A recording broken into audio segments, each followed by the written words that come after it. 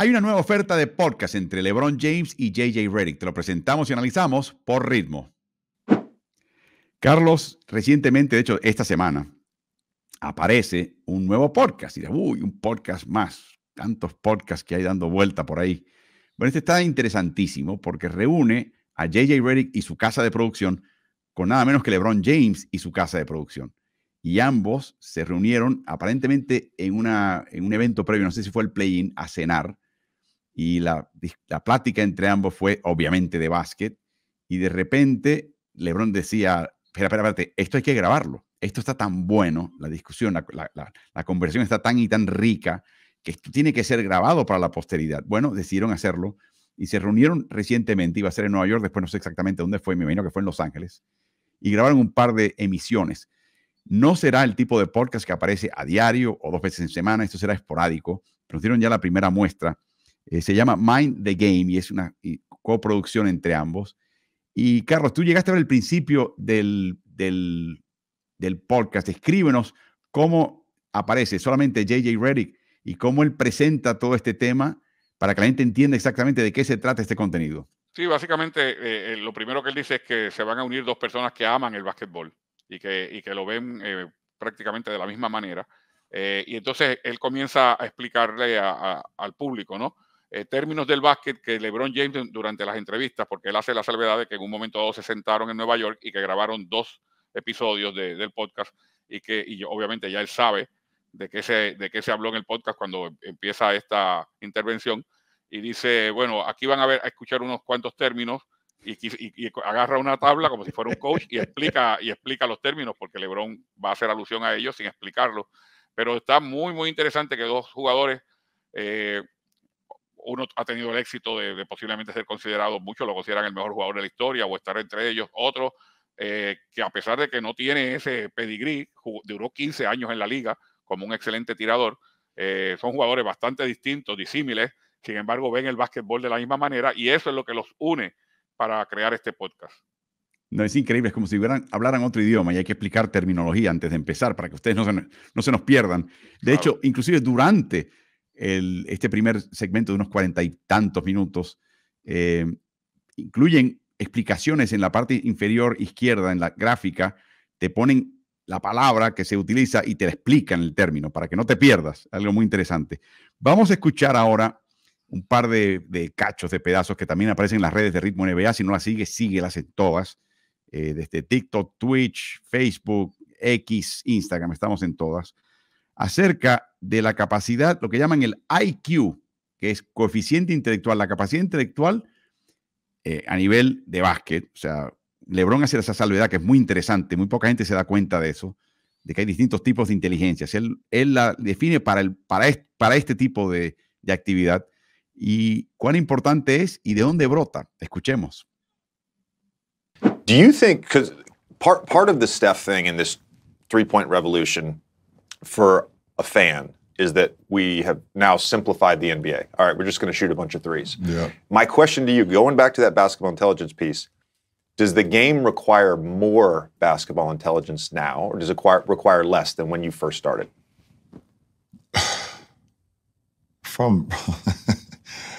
You can't ask me that because I'm always side on basketball IQ. Yeah. Always. I think throughout the regular season, you can get away with a low IQ team if you're talented. Mm. You can get away with it in the first round and maybe get away with it in the second round. But when you get to the conference finals and you get to the finals, obviously the top 4 teams in the conference finals, they have players, unless the team just happened to hit a heater and they just get lucky. But the top 4 teams normally are going to be the teams with the best players, for the best coaches. And what's going to separate them is now the basketball IQ kicks in. Because there's moments in the game that a coach cannot prepare you for, film can't prepare you for, the history of the game can't prepare you for, Right. where you have to have a basketball IQ to make adjustments right away. And if you don't have that level of mind frame or capacity, then a team like Denver, who has one of the greatest IQ guys that we've ever seen in Jokic, Golden State, Draymond, Steph, any one of my teams, if I played you in the finals, myself. And when I won it in 20, it was myself and Rondo on the floor. So I think that those things help. I believe that when Golden State beat Boston, it came down to IQ in the finals. Because Boston, to me, had the better talent. Boston had the better talent. But it came down to IQ. People say experience, IQ. Muchas personas preguntaron, Carlos, ¿qué es esto de IQ, que es el coeficiente intelectual? ¿Cómo tú lo definirías a nivel de básquet? Sí, yo le añadiría baloncestístico o basquetero, o sea, coeficiente intelectual para jugar al básquet, que no es otra cosa que las lecturas del juego para reaccionar, la anticipación, específicamente por experiencias previas o por haber estudiado el juego anteriormente, tienes la capacidad para anticipar cosas que pueden ocurrir y prepararte para ellas, ya sean positivas o negativas en el caso de un equipo de básquet, ¿no? Y ese tipo y toda esa mezcla de cosas hacen, tal y como se habla en la calle de la persona inteligente y la persona no inteligente. Bueno, en el básquetbol hay jugadores inteligentes y hay jugadores menos inteligentes. ¿Tú recuerdas algún jugador, Carlos, a nivel de selección, a nivel de tu equipo, que tú puedas distinguir, que tú dirigiste directamente, que dices, no, este chico tenía mente para el básquet tremenda? Obviamente, fenecido ya Federico Fico López, o sea, era una cosa increíble cómo él veía el juego y cómo veía las jugadas desarrollarse antes de que ocurrieran, al extremo de convertirse en uno de los mejores bases del mundo. De hecho, en el 1990, en el Mundial de Argentina, fue seleccionado como el mejor base del mundo. Increíble, increíble. Bueno, es interesante también la dinámica entre ambos. Esta es la primera vez que se reúnen. Te das cuenta que llegó LeBron y se sentó, trajo su vinito, porque el vino, parece que ambos son asiduos al vino, y de hecho ingieren vino y después LeBron toma agua por separado, cosa que a mí esa no la entiendo, pero están ahí y te das cuenta que es algo que no han practicado ni han decidido. En un momento Redick empieza a tomar notas, cosa que sorprende a LeBron James. Lo mira diciendo, tomando notas, como algo muy interesante.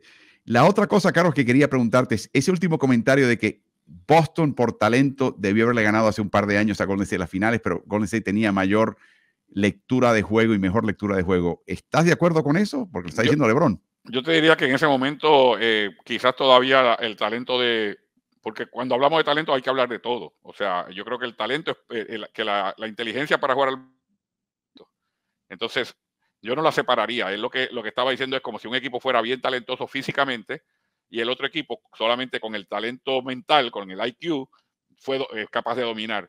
Yo te diría que fue la mezcla de todo. O sea, la mezcla de experiencias, IQ, pero los triples de Steph Curry no vienen por IQ solamente, vienen por talento en el sentido de cómo se definió esa serie.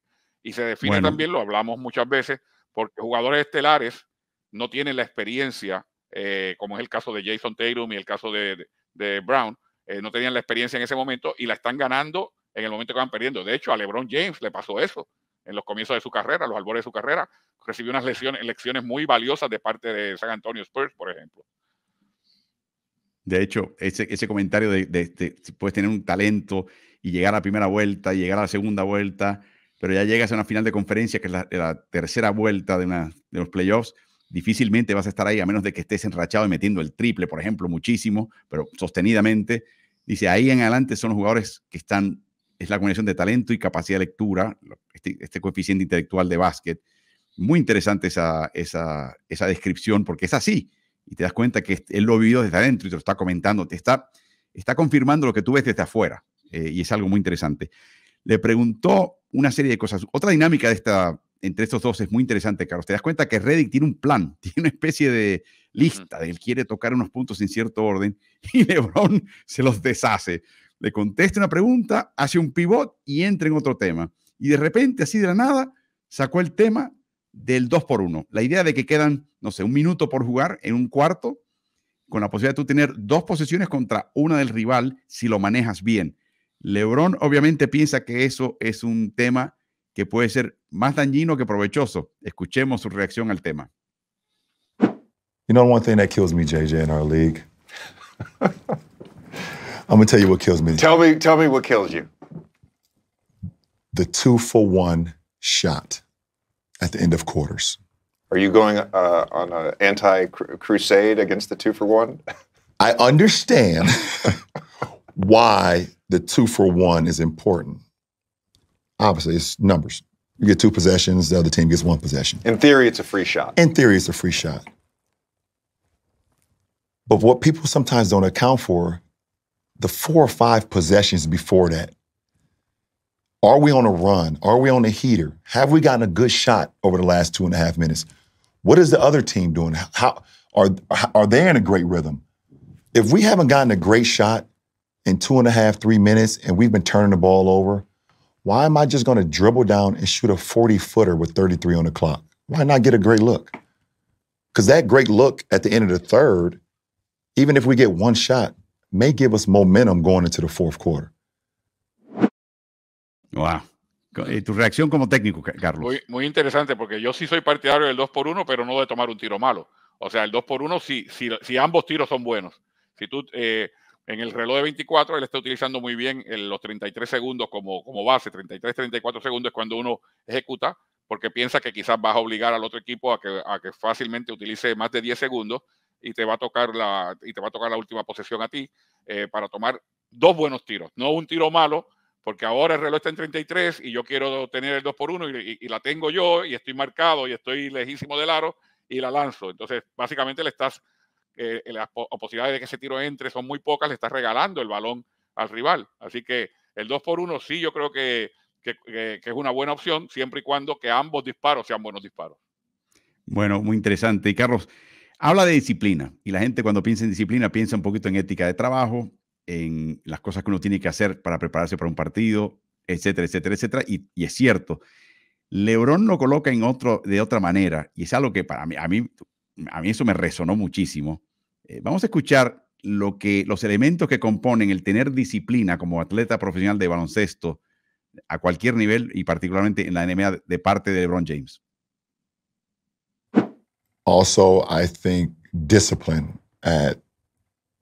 People, you know what? People use that word so loosely. What does it mean to you? You have to have the ability when it comes to discipline. It's like you have to sacrifice loved ones.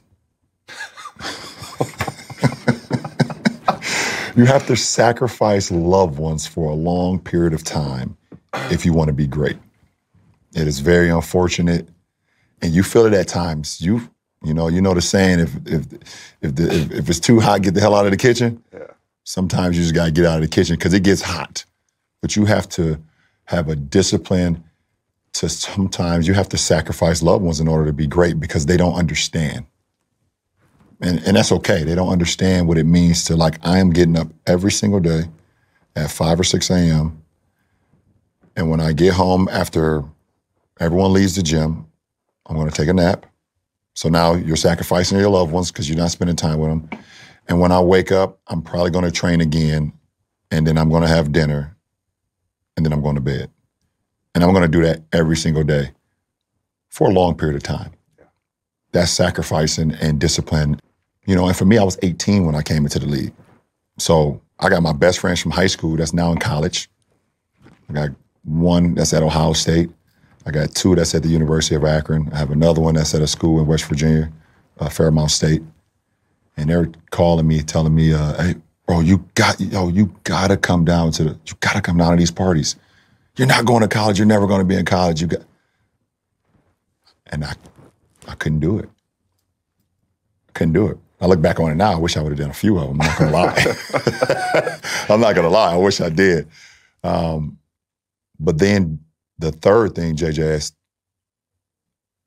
do you really love the game?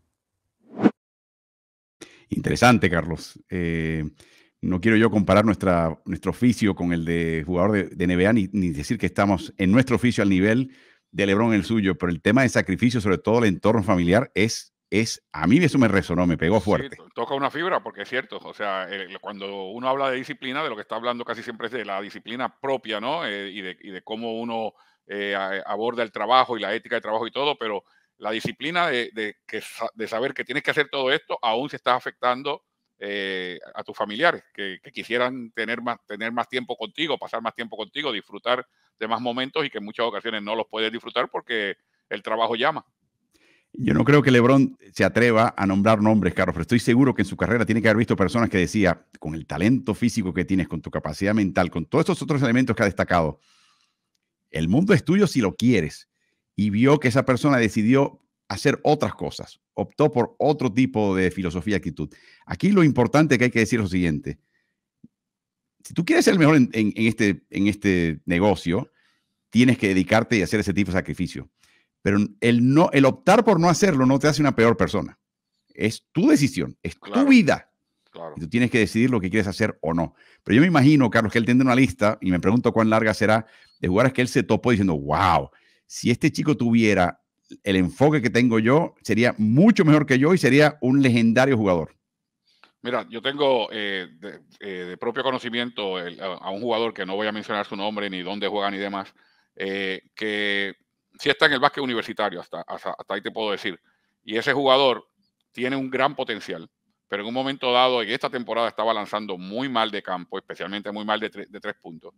Y para decir, había su novia pone en una de las redes sociales en un momento dado, cuando son las 3 de la tarde, la práctica se acabó a las 2:30 y tu novio no ha llegado todavía.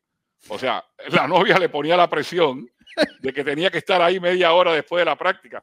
Media hora después de la práctica, el tipo debería estar tomando tiros, 500 tiros después que se terminó la práctica.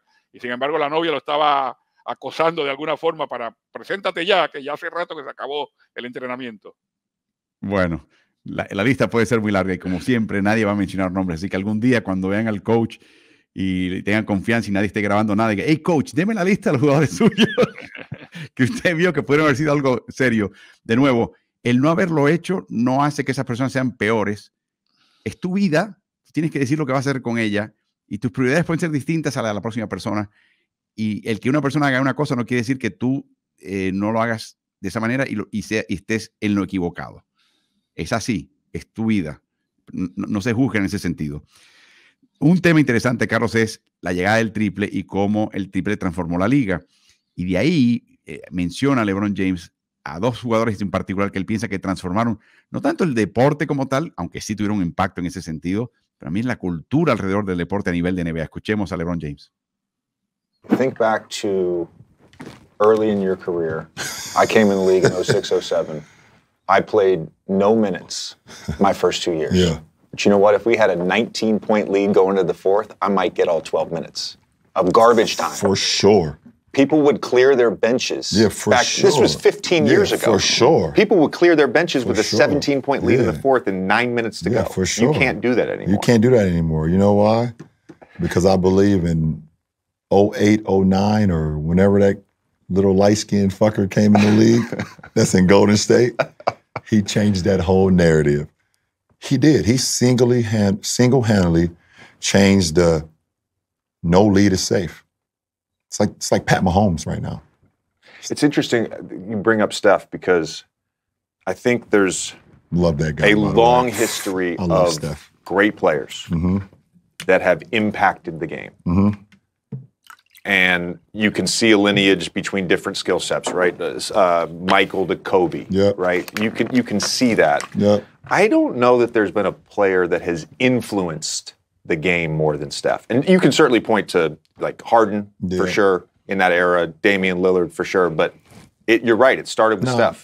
When it comes to influence, since I've been watching the game, the most influence on the game, and obviously we know what Mike did for the game. Sure. You know, Steph and Allen Iverson are the 2 biggest influential guys in our game since I've been watching and covering it, you know.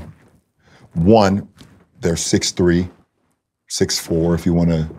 Steph's not 6'4". If you want to look on the back of a basketball card, you know, you're always a lot taller on the back of the basketball card.